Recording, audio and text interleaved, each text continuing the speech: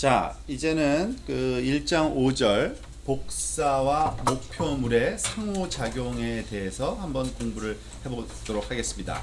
즉 오른쪽 상단에 나와 있는 이 스키매틱 다이어그램에서와 마찬가지로 우리가 그 리모트 센싱의 7가지 기본 요소 중에 이제 세 번째 기본 요소에 대해서 공부를 해보려고 하는 겁니다. 즉 첫 번째 에너지원이었고요. A. B는 대기권에서 일어나는 모든 현상들, 복사 에너지와 대기권이 만나서 일어나는 현상들을 흡수와 그리고 산란에 대해서 공부를 한 거고요. 자, 그 모든 과정을 거친 후에 그 일렉트로매그네틱 레디에이션이 지구 표면까지 도달을 했으면 지구 표면에 존재하는 다양한 대상들, 보통 우리는 여기선 목표물 타겟이라고 하는데 그 타겟들과 상호작용을 일으키게 됩니다.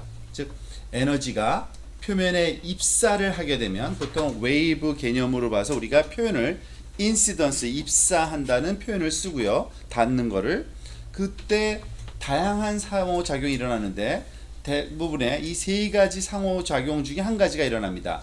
아니 또는 그것에 복합적으로 일어난다고 할 수 있어요. 흡수, 대기권, 그 타겟의 에너지가 흡수되는 걸 말하는 거고요. absorption, 그리고 투과, transmission은 그 타겟을 뚫고 지나가는 거고요. 에너지가 또 하나는 반사, 즉 튀겨져서 나가는 reflection이 있습니다.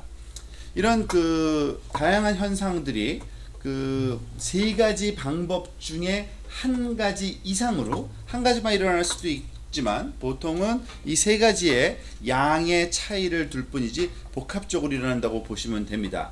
그리고 그와 같은 현상들은 그 비율은 에너지의 파장과 그리고 재질 그리고 대상의 상태에 따라서 그 비율이 달라진다고 보시면 돼요. 어떤 그 파장은 투과가 많이 되고 어떤 파장은 반사가 많이 되고 어떤 그 재질에서는 흡수가 많이 되고 등등 다양한 그러한 그 의존성을 갖는다고 보시면 됩니다. 자, 특히 이 세 가지 흡수와 투과와 반사가 일어나는데 좀 더 정리를 해보면요. 흡수는 그 레디에이션 에너지, 복사 에너지가 흡수될 때를 흡수라고 얘기하고요. 지금 오른쪽에 가상 우리가 그 지구 표면에서 굉장히 흔히 만날 수 있는 목표물 중에 하나인 식물을 예를 들고 있는 겁니다. 식물의 경우에 흡수, 즉 A라고 표현한 거는 그 에너지가 그 식물 그 잎사귀 안으로 흡수돼서 들어가는 걸 그 그림적으로 도식적으로 한번 도식화해 설명해 본 거고요. 투과, 복사 에너지가 대상을 통과하는 거를 트랜스미션이라고 하는데 지금 이 그림과 같이 그 잎사귀를 뚫고 화살표가 그 지구 표면까지 더 그 뒤에 있는 그러니까 그 토양이나 아니면 바위나 다양한 콘크리트 바닥일 수도 있고 그런 쪽까지 전달되는 거를 투과라고 하고요. 반사되는 거는 복사 에너지가 튀겨서 방향을 바꾸는 것을 방사라고 합니다. 반사라고. 지금 이 그림에서는 지금 보면은 그 잎사귀의 그 끝부분에서 특히 저와 같이 다양한 방향으로 화살표 방향이 그 에너지 방향이 바뀌어서 R이라는 기호로 표현되어 있는 것이 반사 현상을 도식화시킨 겁니다.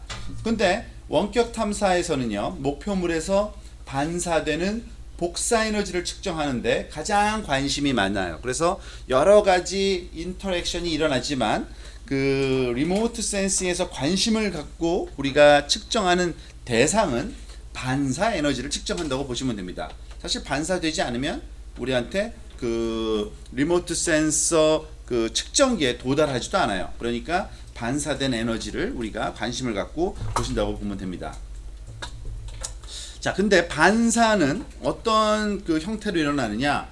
딱 한 가지 형태는 아닙니다. 사실은 굉장히 다양한 형태를 띌 수는 있는데 아주 극단적인 두 극단을 먼저 설명을 해보면 되고요. 그 두 극단 사이에 어딘가에 해당되는 그 반사 현상을 띠게 된다고 보시면 됩니다. 즉, 첫 번째 극단은 정반사라고 부르는 것이 있고요. 그 반대쪽에는 난반사라고 부르는 반사 방식이 있습니다. 그러니까 에너지가 목표물에 그 도달한 다음에 튀겨져 나가는 방식이 다양하게 있는 거죠. 두 극단적으로 한번 본 거예요. 영어로는 보통 specular reflection이라고 부르고 정반사는. 근데 그 specular라는 단어를 한번 찾아보면 알겠지만 영어로 이렇게 돼 있어요. mirror like라는 단어 그 설명이 돼 있어요. 그러니까 거울과 같은 거를 우리는 specular라고 부르거든요. 그러니까 거울 반사라고도 얘기를 해요. 또 혹자는 이 정반사는. 그러니까 난반사는 diffuse reflection이라 그래서 이 diffuse라는 단어는 또 분산 뭐 이런 뜻을 갖거든요. 그러니까 똑같은 뜻이지만 뭐 이렇게도 불리고 저렇게도 불리니까 여러분들이 그 용어에 그 너무 그 헷갈려 할 필요는 없고요. 이 난반사는 다른 말로는 분산 반사라고도 얘기를 합니다. 우선 정반사를 먼저 볼게요. 거울 반사 또는 specular reflection이라고 하는 거는 얘는 언제 일어나는 반사냐면 표면이 굉장히 부드러울 때 나타나는 현상이 정반사라고 보시면 됩니다. 그리고 좀 더 포멀한 그 정의에 따르면 모든 에너지가 표면으로부터 멀어지는 똑같은 하나의 방향으로만 튀어나가는 것, 그게 바로 정반사라고 부르는 겁니다. 사실 여러분들이 아시다시피 빛의 방향을 바꿀 때 거울로 이렇게 틀면은 반사가 빛이 다른 방향으로 비춰지잖아요. 그죠? 모든 빛이 똑같은 방향으로 그 전달되는 걸 알 수 있습니다. 그 현상을 우리가 정반사라고 얘기한다고 보시면 되고요. 그런 현상은 그 타겟의 표면에 거친기에 관련이 되어 있는데 표면이 부드러우면 스무드하면 정반사가 일어날 확률이 높다라고 보시면 되고요. 그 반대되는 개념이 분산 또는 난반사라고 부르는 건데요. 얘네들은 표면이 거칠 때 일어나요. 반대죠, 그죠? 에너지는 모든 방향으로 거의 균일하게 반사가 일어나게 됩니다. 지금 오른쪽에 두 개의 그림이 나와 있는데 첫 번째 그림은 소위 도로죠. 도로는 그 우리가 생각할 때 굉장히 아주 도로가 평평하죠. 도로가 평평하지 않으면 사람이 운전하기 힘드니까 이런 경우에는 정반사가 일어난다고 보시면 되고요. 나무 같은 경우에는 나무가 굉장히 아주 삐쭉삐쭉 울퉁불퉁하게 생겼어요. 사실은 아시다시피 나무의 가지가 끝이 뾰족하고 그리고 거기에 달려있는 잎사귀들도 끝이 굉장히 뾰족하죠. 이런 것들이 굉장히 균질하지 않게 돼 있는데 그러한 대상들은 보통 난반사 또는 분산 반사를 일으킨다고 보통 얘기를 합니다. 그런데 대부분의 지구 표면은요 완벽하게 정반사 또는 완벽하게 분산 반사는 존재하지 않고요. 거의 그 사이 어딘가에 약간 정반사 쪽에 가깝다든지 아니면은 그 소위 난반사에 가깝다든지 또는 그거 딱 중간이든지 어딘가에 해당되고요. 그 어딘가에 해당되는 기준은 보통 그 입사하는 에너지, 복사 에너지의 파장이 있겠죠. 그 파장에 비해서 대상의 표면 거칠기가 거치냐 부드러우냐에 따라서 달라요. 사실 이것은 굉장히 상대적인 개념이긴 합니다만 파장이 길면 길수록 그 거친 정도가 커도 상관이 없고요. 만약에 파장이 짧으면 거친 정도가 굉장히 아주 작아야지만 이런 그 소위 상대적인 거칠기를 얘기할 때 거칠다, 부드럽다를 얘기할 수 있고 그것 때문에 일부분은 정반사, 일부분은 난반사를 일으킨다고 보시면 됩니다. 자, 이번에는 반사의 종류라기보다는 그 대상의 성질에 따른 반사 특성을 좀 살펴볼 필요가 있습니다. 그러니까 타겟과 그 일렉트로매그네틱 레디에이션의 상호 작용을 우리가 하고는 있는데요. 지구 표면에 굉장히 다양한 대상이 존재하긴 해요. 그렇지만 우리가 의외로 많이 만나는 지구 표면을 덮고 있는 대상은 식물이거나 사실은 물이에요. 육상에 당연히 식물이 없을 수도 있지만 육상이 정상적이라면 대부분의 식물로 덮여 있고요. 그 이외의 지역은 물이니까 하는 것보다 우리의 생각보다는 훨씬 더 많은 부분이 이파리와 그러니까 나무의 또는 그 식물의 잎과 그리고 또는 물입니다. 그러니까 식물과 그 물, 잎사귀와 물과의 그 일렉트로매그네틱 레디에이션만 잘 이해해도 우리가 그 리모트 센싱에서 얻어지는 이미지를 굉장히 많은 정보를 해석할 수 있게 됩니다. 우선 잎, leaves를 한번 볼까요? 잎은 우리가 이것도 어렸을 때부터 들어온 아주 기초적인 과학적인 상식 중에 하나죠. 식물이 파랗게 초록색으로 보이는 이유를 많이들 배웠을 거예요. 잎에는 클로로필이라고 부르는 엽록소가 존재하고 이 엽록소가 하는 그 빛에 대해서 하는 현상이 빨간색과 파란색의 복사를 강하게 흡수하고, 반대로 녹색은 아주 강하게 반사를 하죠. 그러니까 우리 눈에 녹색으로 보이는 겁니다. 지금 오른쪽에 그 전체적인 그 나무 형상이 있고요. 이 나무에는 당연히 빛이 쪼일 때는 빛이 갖고 있는 모든 파장대가 쪼여지는 겁니다. 또는 일렉트로매그네틱 스펙트럼이 다 쪼여지는 거예요. 그러니까 블루 컬러 파장대와 그린 컬러 파장대와 레드 컬러 파장대 플러스 인프라레드까지도 쪼여지는 겁니다. 그런데 결과는 그 대신 뭐가 나와요? 그린과 인프라레드만 튀겨나오는 거예요. 그 이유는 왜 그러냐면 좀 더 마이크로스코픽하게 생각을 해보면 이 나무를 이루는 겉표면을 이루는 대부분을 ip사귀인데, 이 ip사귀에 엽록소라는 게 들어있고, 이 엽록소는 블루와 레드 컬러 파장대, 즉 0.4에서 한 0.5 죄송합니다. 0.4가 그거고 0.4에서 0.5 그리고 0.6에서 0.7 정도가 뭐 레드겠네요. 그죠? 그러니까 그린은 RGB에서 0.5에서 0.6 오히려 중간 부분은 그 반사를 시켜주고, 그 앞부분과 뒷부분 가시 영역에 그 부분만을 오히려 흡수를 한다고 보시면 됩니다. 그리고 인프라레드는 그냥 많이 튀겨져 나가요. 그래서 엽록소의 함량이 최대인 여름에는 엽록소가 많이 있고요. 그때는 가장 진한 초록으로 나타나고요. 당연히 가장 많은 레드와 블루를 흡수하기 때문에 일어나는 현상이에요. 그리고 가을에는 어떤 현상이 일어나냐면 우리가 잘 알다시피 단풍이 지는 이유죠. 엽록소가 적어져요. 그 얘기는 뭐냐면 흡수할 그 머티리얼이 없는 겁니다. 별로. 무슨 색을 흡수했냐면 빨강색을 많이 흡수하던 게 없어지면 어떤 일이 발생하냐면 그 빨강색이 튀겨져 나오기 때문에 빨갛게 보이는 거예요. 또는 노란색으로도 보이는 식물들이 있죠. 그 이유는 뭐냐면 녹색하고 빨강색이 조합이 돼서 나타나는 건데, 그러면은 또 노란색으로 보이는 겁니다. 결과적으로는 녹색 빨간색 파장대역이 흡수가 적게 일어남으로써 나타나는 현상이라고 우리가 해석할 수 있고요. 그리고 또한 진짜 그 식물을 우리가 다루는 데 있어서 중요한 그러한 그 요소 중에 하나는 인프라레드입니다. 사실은 인프라레드. 그 식물의 존재뿐만 아니라 식물의 건강 상태까지도 우리한테 알 수 있게 해주는 게 인프라레드 파장대예요. 그러니까 건강한 잎이라면, 그러니까 식물의 잎이 어떤 그 구조를 갖고 있는데 그 구조가 굉장히 건강한 식물의 구조라면 근적외선, 주로 니어 인프라레드죠. 이 니어 인프라레드 파장에 대해서 최적의 분산 반사체 또는 난 반사체 역할을 합니다. 그러니까 반사를 많이 한다는 얘기예요. 그 근적외선은 앞에서 우리가 얘기했듯이 파장대가 짧은 그 0.7부터 한 3 마이크로미터 정도까지의 짧은 파장대를 우리가 그 적외선이라고 할지라도 근적외선이라고 부르는데, 그 근적외선에 해당되는 파장대역이 아주 반사가 잘 된다는 얘기입니다.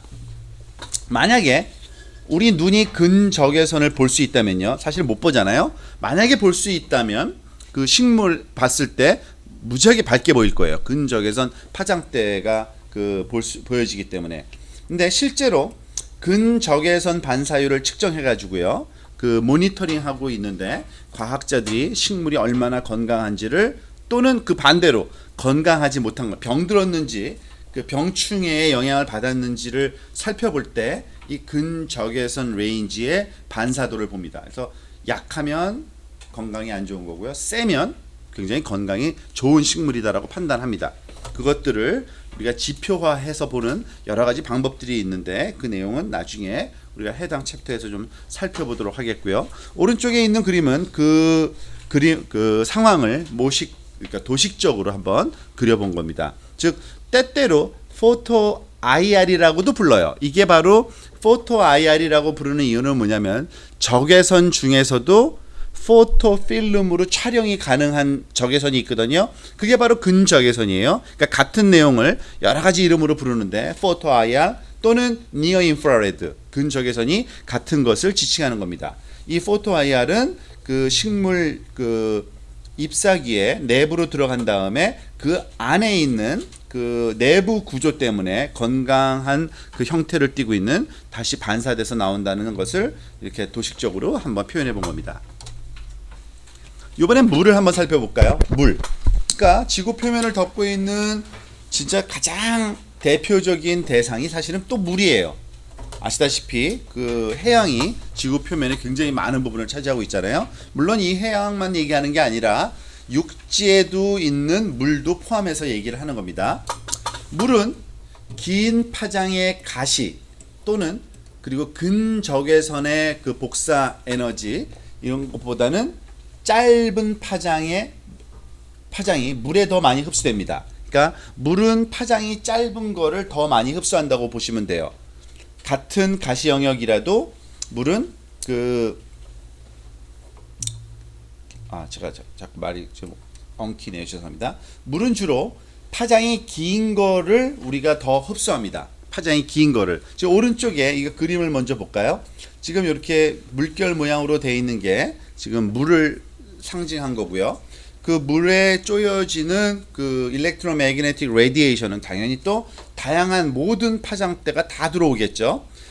블루, 그린, 레드, 인프라레드까지. 그런데 반사돼서 튀겨져서 물 안으로 물 지표를 물 표면을 얘기하는 게 아니라 물은 어느 정도 투과성이 있기 때문에 들어갔다가 물에서 또 나오거든요. 근데 나오는 정도가 파랑색, 짧은 파장대역이 많이 되돌아 나오고 상대적으로 긴 파장대역인 레드나 인프라레드는 좀 적게 튀겨져 나옵니다. 그렇기 때문에 빨강색이나 근적외선 파장에서 보면은 굉장히 안 보일 거고 오히려 짧은 파장이 강한 반사로 나타나기 때문에 일반적으로 물이 색깔을 우리가 그 파랑색 또는 아주 청녹색으로 많이 그리죠. 왜냐하면은 파랑색과 녹색의 합 또는 좀 더 파랑색이 더 많으면 더 파랗게, 즉 빨강색이나 근적외선 파장에서 보면 거의 어두침침하게 보일 거라는 얘기입니다. 근데 같은 물이라 할지라도 물의 상태에 따라서 조금 우리가 주의해서 관찰할 필요가 있는데요. 물의 상층에 어떤 부유 침전물이 존재하면, 물이 좀 탁한 거죠 사실은. 어떤 부유물이 좀 존재한다면 이것 때문에 반사가 좀 더 많이 일어나요. 그런데 반사가 많이 일어난다는 얘기는 뭐냐면 오히려 밝게 보인다는 얘기입니다. 빛이 더 많이 들어오면 밝잖아요. 마찬가지예요. 지금 오른쪽 그림, 그러니까 상단 그림의 두 번째 그림이 바로 그거를 상징하는 건데요. 어떤 표현을 하고 있는 거냐면 똑같은 블루, 그린, 레드, 인프라레드가 들어올지라도 튀겨져 나가는 에너지의 양을 지표 바깥에 여기 화살표의 길이를 좀 보세요. 블루도 더 많이 튀어나가고 그린도 더 많이, 레드도 길이가 훨씬 길죠. 화살표가. 인프라레드, 모든 파장대 여기 어쨌든 더 많이 튀겨져 나간다는 얘기입니다. 그러니까 이것을 다 합하면은 색깔이 더 밝게 보이겠죠. 그래서 밝게 보인다는 얘기입니다. 이것이 어떤 문제를 야기하냐면 사실은 물의 겉보기 색깔은 약간 긴 파장대로 이동되어 보여질 수 있는데 이런 부유 침전물이 존재하면요, 얕은 그렇지만 맑은 물과 쉽게 혼동될 수 있기 때문에 그걸 주의해서 우리가 해석을 해야 된다는 얘기입니다. 즉 물이 굉장히 얕고 맑은 물일 때와 좀 깊지만 그런대로 그 안에 부유 침전물이 좀 많을 땐 비슷하게 보인다는 얘기예요. 그러니까 다른 상황인데도 그런 현상이 일어나는 이유를 파장대역별 반사되는 정도 차이로 우리가 설명할 수 있고요. 그리고 또 물에는 특히 바다 같은 경우에는 다양한 해조류가 또 있습니다. 그러니까 해조류에도 엽록소가 있잖아요. 그 친구들도 식물 계열이기 때문에. 근데 이 친구들은 청색 파장을 더 흡수해요. 그러다 보니까 같은 식물 이지만 청색을 또 흡수하기 때문에 그린을 좀 더 덜 흡수함으로 초록색, 녹색 되게, 그러니까 바다가 아주 녹색으로 보이는 그런 현상을 나타내기도 합니다. 그리고 또한 물은 평평하지가 않고 물은 이렇게 바람이 불면 아시다시피 물결이라는 그런 현상이 있기 때문에 울퉁불퉁해요. 그래서 물결 또는 소위 때문에 해수면이 굉장히 그 스무드니스가 부드러운 정도가 변하거든요. 그래서 거치냐 또는 부드럽냐 또는 그 안에 그 물에 포함되어 있는 부유물질이 어떠냐에 따라서 정반사냐 아니면은 또 그 색상과 밝기에 영향을 줘서 물과 관련된 해석을 하는데 문제를 좀 복잡하게 할 여지도 항상 존재하는 게 물입니다. 우리가 생각하는 것처럼 물의 해석이 그렇게 간단하지는 않다는 거예요. 다양한 현상이 거기서도 존재한다는 얘기입니다. 자, 사실 이거는 그 용어 설명을 하나 하고 넘어가려고 하는데요. 앞으로 많이 나올 거기 때문에 그렇습니다. Spectral Response라는 용어를 이제 앞으로 자주 만나게 될 겁니다. 이거는 스펙트럼 반응이라고 우리가 그 번역을 할 수 있겠는데요. 지금 그 지구 표면과 Electromagnetic Radiation 에너지가 부닥치면 다양한 종류의 반사, 투과, 흡수 현상이 일어난다 그랬죠. 그거를 그래픽하게, 그러니까 그림으로 표현하는 게 바로 스펙트럼 반응입니다. 즉 지구 표면의 대상으로부터 반사 또는 방출되는 서로 다른 다양한 파장의 에너지 양을 스펙트럼 반응이라고 얘기를 하고요. 모든 파장대마다 반사되는 정도도 다르고요. 그리고 방출되는 정도도 달라요. 그거를 스펙트럼 반응이라고 얘기를 하는 겁니다. 지금 오른쪽 아래에 그림이 하나 사실은 있는데 이 그래프가 말하자면 대표적인 그 대상물인 물과 식물의 스펙트럴 리스폰스를 그려본 거예요. 즉 수평축은 파장대역이고요. 수직축은 반사되는 정도를 퍼센트로 지금 그려본 건데 즉 우리가 잘 알고 있는 물은 사실은 반사되는 정도가 의외로 굉장히 비슷해요. 그죠? 그런데도 결국에는 그 소위 그 파장대역은 반응은 이런 식으로 표현되지만 결과적으로 보이기는 파란색으로 보인다는 거고요. 그리고 베지테이션, 식물 같은 경우는 물과는 또 다른 양상을 보이죠. 지금 초록색 그 커브로 지금 돼 있듯이 그 여기 파장이 짧은 부분과 그 가시 영역의 그 붉은색 계열이 조금 반사되는 정도가 좀 낮고요. 그 상대적으로 0.5에서 0.6이 약간 높죠. 그러니까 반사되는 정도. 그래서 초록색으로 보이는 건데 사실은 그것보다도 여기 보면 0.7 마이크로메타 이후의 파장대역의 그 반사도는 거의 직선을 그리면서 급격하게 상승하는 걸 볼 수 있죠. 인프라레드 영역이 엄청나게 반사가 많이 된다는 뜻입니다. 자, 이런 거를 스펙트럴 리스폰스라고 부르고요. 그 다양한 대상의 응답 패턴을 비교함으로써 우리는 하나의 파장만을 비교한다면 알 수 없었던 것들을 구별할 수 있게 해주는 게 바로 이런 스펙트럼 반응인데 지금 물과 또는 그 식물 같은 경우에는 예를 들어서 이 커브가 겹치는 데를 한번 볼까요? 예를 들어서 0.5 마이크로미터 있는데 보면은 반사도가 고파장대 하나만 보면 똑같아요. 그죠? 그러니까 그 파장대로 대상을 관찰하면 물과 식물이 구분이 안 되는 겁니다. 똑같은 크기만큼 반사돼서 오기 때문에. 그렇지만 다양한 파장대를 우리가 그 소위 관측해서 그 다양한 파장대를 비교함으로써 이 식물과 물이 확연하게 구분될 수 있다는 얘기입니다. 굳이 우리가 한두 개의 또는 그 어떤 파장 대역을 고른다면 지금 요 두 대상의 경우에는 인프라레드가 그런 대상이 될 수 있는 겁니다. 왜냐하면 0.7 이후에 물은 거의 반사되는 게 없고요. 식물은 거의 모든 걸 반사하고 있죠. 그러니까 그 두 개가 확연하게 차이가 나는 파장대를 우리가 찾아내야 되고 그것을 연구하기 위해서는 스펙트럼 반응을 그려봐야지 된다는 얘기입니다. 다시 말해서 대상이 파장대역별 반응을 알면 대상을 식별할 수 있다는 얘기입니다. 즉 정리가 돼 있죠. 여기 물과 식물은 가시 파장에서는 다소 유사하게 나타나지만 0.4에서 0.7까지는 그 반응이 비슷해 보이지만 적외선에서는 항상 구분이 된다는 얘기입니다. 0.7 이후의 파장대를 보면 물은 반사가 안 일어나고 식물은 반사가 많이 일어나는 거죠. 그래서 스펙트럼의 어디를 보아야 할지를 알게 해주고요. 그리고 그 대상에 스펙트럼 반응에 영향을 미치는 요소를 이해하는 것이 제대로 표면, 지구 표면이 우리 대상이기 때문에 타겟과 전자기 복사의 상호작용을 정확히 해석하는데 아주 결정적으로 중요하다는 얘기입니다. 그러니까 스펙트럼 반응이 아주 중요한 역할을 해요. 스펙트럼 반응이라는 것은 모든 타겟마다 자기 고유의 스펙트럴 리스폰스를 가져요. 그러니까 뭐 식물은 식물대로의 반응이 있고요. 물은 물대로, 광물은 광물대로, 뭐 soil 그 토양, 그리고 뭐 토양도 종류에 따라서 다양한 스펙트럴 반응을 보이게 됩니다. 자, 또 퀴즈를 통해서 한번 정리를 한번 해볼까요? 우리가 배운 내용을.